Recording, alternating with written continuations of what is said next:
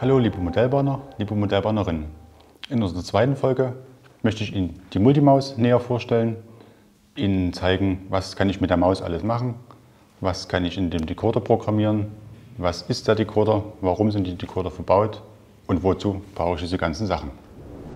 So, jetzt ist schon oft das Wort Digital Decoder gefallen. Was ist überhaupt so ein Decoder? Was ist bedeutet digital? Die Zentrale sendet einen Befehl übers Gleis zum Fahrzeug. Der Befehl muss im Fahrzeug ausgewertet werden und das übernimmt so ein kleiner Chip mit vielen Bauteilen drauf und das ist der Log-Decoder. In diesem Fall ein Sound-Decoder, bedeutet dieser kleine Chip macht zusätzlich noch die Soundfunktion und über den Lautsprecher im Fahrzeug kann dieser dann ausgegeben werden. In den Fahrzeugen von Rocco Fleischmann sind seit 2008 Decoder der Firma Zimo verbaut. In diesen Decodern können bis zu 1000 CV-Werte eingestellt werden. CV-Werte, konfigurierbare Variablen oder sprich einstellbare Werte. Die Zimo-Anleitung ist recht umfangreich, fast 80 Seiten, wo man eigentlich alle 800 bzw. fast 1000 Werte beschrieben hat. Aber keine Angst, für den Einstieg brauchen wir keine 1000 CV-Werte einstellen, sondern eigentlich nur die ersten 5 bzw. 6 CV-Werte sind für den Einstieg wichtig, bzw. auch für den normalen Fahren völlig ausreichend. Jedem Startset, jedem Digitalset, jeder Maus liegt das Handbuch bei. Wie man sieht, recht umfangreich. Selbst nur der deutschsprachige Teil sind über 30 Seiten. Das Ganze halt auch wieder ausführlich erklärt. Aber das Ganze gibt es auch in Kurzform als Kurzanleitung. Diese beschränkt sich auf 6 Seiten. Den Link zu dieser Kurzanleitung finden Sie unter dem Video. Aber jetzt kommen wir erstmal zu den wichtigsten 5 CV-Werten und die würde ich Ihnen dann direkt an der Maus in Verbindung mit dem Log-Decoder zeigen. So, kommen wir jetzt zu den wichtigsten CV-Werten für den Einstieg. Das sind eigentlich die CV-Werte 1 bis 5 und die CV8. CV1 ist die Log-Adresse, bedeutet jeder Decoder, jede Lokomotive bekommt eine eigene Adresse. Damit ich, wenn ich auch 5, 6, 7, 8, 9, 10 Lokomotiven auf dem Gleis stehen habe, jedes Fahrzeug individuell aufrufen kann. Das geschieht über die Log-Adresse. Die CV2 ist die Anfahrspannung, bedeutet mit welcher Geschwindigkeit bewegt sich die Lokomotive. CV3 die Beschleunigungszeit. Wenn ich den Regler voll aufdrehe, fährt die Lok ja nicht sofort los, sondern beschleunigt halt langsam. Und diesen Wert kann ich halt einstellen, beziehungsweise die Zeit, wie lange die Lok braucht, um zu beschleunigen. CV4 das Ganze andersrum. Wenn ich Höchstgeschwindigkeit fahre, den Regler wieder auf 0 drehe, wie lang soll die Zeit sein, die Lok zum Bremsen braucht. CV5 ist die Höchstgeschwindigkeit. Somit kann ich die Höchstgeschwindigkeit meiner Fahrzeuge begrenzen. Zum Beispiel, wenn die Kinder spielen, kann ich sagen, okay, ich nehme die CV5 etwas weiter runter und somit ist die Höchstgeschwindigkeit der ganzen Fahrzeuge begrenzt. Wenn ich die ganzen CV-Werte programmiert habe, ich habe viele Sachen eingestellt, vielleicht auch verstellt, was falsch programmiert. Ich kann nichts kaputt programmieren, ich kann die Lok nur so komplett verstellen, dass sie nicht mehr schön fährt, sehr unsauber fährt. Dafür gibt es die CV8. Wenn ich die CV8 auf den Wert 8 programmiere, wird der Decoder auf Werkseinstellungen gesetzt und somit wieder quasi in den Auslieferungszustand zurückgesetzt. Und dann kann ich das Ganze nochmal neu beginnen, mit der Hoffnung, dass es dann besser läuft. So, wie programmiere ich jetzt diese ganzen CV-Werte? Es gibt 2 Funktionen in der Maus. Einmal die Kurzprogrammierung, bzw. die Schnellprogrammierung, indem ich die Menütaste halte und danach zum Beispiel die 1 für CV1, die 2 für CV2, die 3 für CV3 drücke.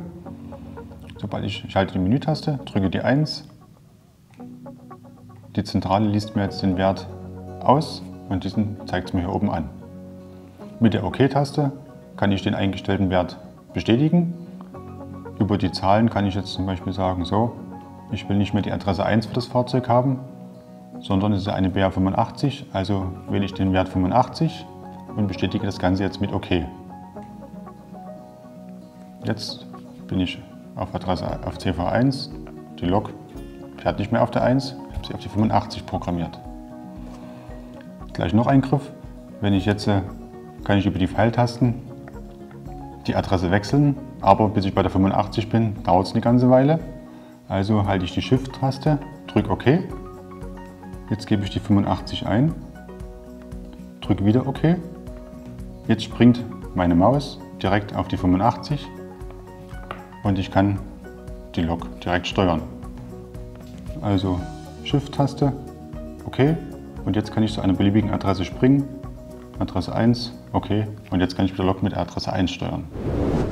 Der nächste CV-Wert, den wir einstellen, ist die CV2. Die CV2 ist die Mindestspannung. Bedeutet, bei welcher Spannung fährt die Lokomotive los. Wir drücken wieder die Menütaste, halten diese, drücken die 2.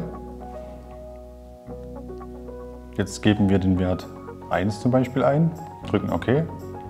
Wenn wir jetzt den Fahrregler aufdrehen, auf die erste Stufe, passiert noch nichts.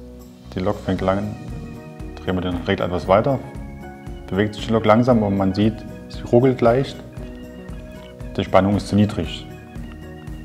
Indem ich den Wert erhöhe, wieder Menütaste drücken, halten, die 2. Geben wir zum Beispiel den Wert 20 ein. Wenn wir jetzt die erste Fahrstufe mit der Maus aufrufen, sehen wir, die Lok fährt gleichmäßig los, ohne zu ruckeln. Erfahrungsgemäß ist bei den meisten Lokomotiven ein Wert zwischen 15 und 25 der optimale Wert, aber diesen können Sie individuell nach Ihren Bedürfnissen einstellen. Zum Thema Beschleunigung, CV3, CV4, einmal Beschleunigungszeit, einmal Verzögerungszeit. Was bedeutet das? Beim Analogen war es so, ich drehe meinen Fahrregler voll auf, Lok schießt sofort los. Beim Digitalen kann ich das natürlich einstellen. Beschleunigungszeit bedeutet, wie lange braucht die Lok vom Stillstand zur Höchstgeschwindigkeit. Bremsverzögerung, das Ganze entsprechend entgegengesetzt, wie lange braucht die Lok von der Höchstgeschwindigkeit bis zum Stillstand. Das Ganze geht wieder Menütaste drücken und halten, die 3 drücken für CV3, die Beschleunigung, hier ist jetzt ein Wert von 48 eingestellt. Wenn ich diesen jetzt zum Beispiel auf 1 ändere, ich drücke OK, wenn ich jetzt meinen Regler aufdrehe, die Lok schießt sofort los, ich drehe auf 0, die Bremsverzögerung ist relativ hoch, also braucht die Lok noch eine gewisse Zeit zum Abbremsen. Wenn ich jetzt den Wert in der CV3 wieder erhöhe, ich sage OK, ich gebe einfach mal die 50 ein, drehe jetzt voll auf und ich sehe, die Lok beschleunigt sehr langsam und somit kann ich im Prinzip einstellen, wie lange soll mein Fahrzeug brauchen zum Beschleunigen. Ich drehe auf 0, CV4, lesen wir auch gleich nochmal aus, Menütaste wieder drücken und halten, die 4. Hier haben wir jetzt den Wert 24. Je geringer der Wert ist, desto kürzer die Bremszeit. Je höher der Wert ist, umso länger die Bremszeit. Auch dieser Wert ist wieder abhängig der Anlagen, von der Anlagengröße bzw. von dem eigenen Empfinden des Fahrzeugs. Zum Beispiel eine Rangierlok soll natürlich schön langsam fahren, langsam beschleunigen. Eine moderne E-Lok oder ein Schnellzuglok, die kann natürlich eine andere Beschleunigungszeit haben wie eine Dampflok oder eine kleine Rangierlok. Und somit kann ich mir diese Werte individuell für jede Lokomotive einstellen.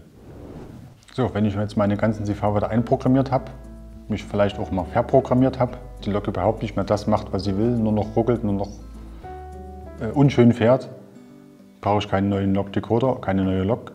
Ich setze einfach den Decoder auf Werkseinstellungen zurück. Dazu wieder Menütaste halten, die 8 drücken. Jetzt zeigt es mir hier den Wert 145 an. Das bedeutet, im CV8 ist nicht nur die Reset-Funktion enthalten, sondern auch die Herstellerkennung.